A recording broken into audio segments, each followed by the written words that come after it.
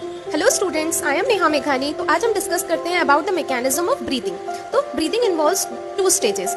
First होता है inspiration और सेकंड होता है expiration. In inspiration the atmospheric air is drawn in and in expiration CO2 rich alveolar air is released out. तो आज हम रिवाइज करेंगे क्विकली इन दोनों मैकेनिज्म के बारे में, inspiration and expiration.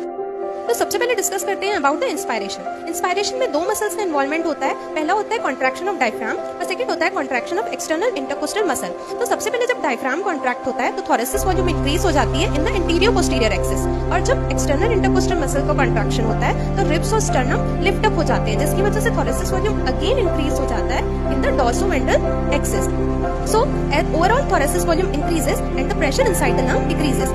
Up as the pressure inside the lung is less as compared to the atmospheric pressure, so air enter inside the lung from outside, and this is the process of inspiration.